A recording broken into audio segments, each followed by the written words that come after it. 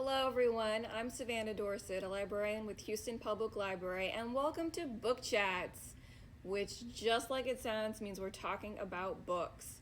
March is Women's History Month in the United States, Canada, and the United Kingdom, and celebrates the contributions of women to history and contemporary society in science, industry, public service, government, and of course, also in the written word.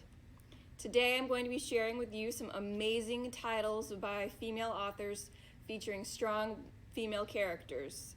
Some literary she-roes, if you will. Great titles to read in March or any other time of year because it's never a bad time for good books. Our first title is a historical fantasy work, Cersei, by Madeline Miller, so popular that it's currently checked out. In it, the author takes a character who appears in, at best, a single stanza of the massive epic poem The Odyssey by Homer, the enchantress who lives on a remote island and turns men into pigs, and makes her an incredible, fully realized, and utterly unforgettable character you can't help but root for. Cersei, the banished daughter of the Titans, the old gods who battled and lost to the Olympians, comes into her own identity, hones her magical ability, and encounters such figures as Prometheus, the Minotaur, Hermes, and Athena, and of course, Odysseus himself, while still staying true to the original source material because Miller is herself a classic scholar. She adds nuance and wonderful psychological insight, all with lyrical writing that will take your breath away. It's so good, you'll be torn between savoring every word and rushing to find out how it all ends. Come on, at the very least, the turning men's into pigs thing kind of has to pique your curiosity, right? Our second title is the historical fiction novel, Cherokee America, by Margaret Verble, who was nominated for the Pulitzer Prize for her previous work, Maud's Line, about a young woman living a hardscrabble life on a Cherokee land allotment in the 1920s, Oklahoma. Cherokee America is a prequel set in 1875 and tells the story of one of Maud's ancestors, a middle-aged widow and mother of 5 boys named Cherokee America Singer. Czech is a somewhat prosperous landowner, but even that privilege does not entirely protect her from discrimination, and she struggles to hold her family, that of blood, and her found family of friends, neighbors, and employees safe when violence breaks out following the death of a white girl and the murder of a native man accused of having an affair with her. Verble, who is an enrolled member of the Cherokee Nation herself, tells a compelling, rich story full of historical detail, utterly drawing you into the complicated lives and relationships and constant balancing act for these living in so-called Indian territory, a nation within a nation, in the years following the Civil War.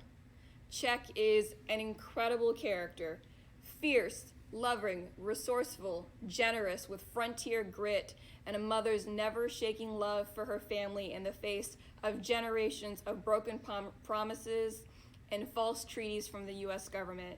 A must-read for those who love immersive historical fiction where the setting is almost a character into itself. Think Paulette Giles' News of the World, or Willa Cather's Death Comes for the Archbishop.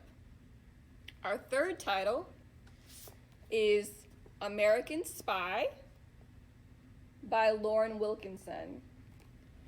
Told in extended flashbacks via a letter to her twin sons, American Spy tells the story of Marie, daughter of a Harlem police officer, a brilliant, ambitious young African-American woman, utterly shut out of the old boys club, the white old boys club of 1980s Cold War era spycraft, consigned to mountains of paperwork and other demeaning busy work. But she gets her chance to shine when she's tapped to infiltrate the new government leadership in the West African nation of Burkina Faso. Her mission: destabilize, delegitimize, and do all she can including the use of her feminine wiles, to sway them back to United States interests. But the more embedded Marie gets, and the closer she gets to charismatic leader Thomas Sankara, who speaks of African self-determinism, equality of women, and cultural pride, the more she doubts her mission. Can she really bring down a country of people who look like her at the behest of political handlers who constantly dismiss and demean her? If she's ensuring democracy for who exactly? This novel has all of the high-stakes political drama and excitement of a John le Carre novel. Double agents, fake names, the constant risk of exposure. But from the perspective of a woman of color, it becomes something more, asking difficult questions about institutional racism, gender, power, ethics, and is a stunning indictment of American imperialism and the interference in numerous developing nations, the ripple effects that are still felt today. With 4-starred reviews from publications such as Booklist and Library Journal, Wilkinson is absolutely a talent to watch.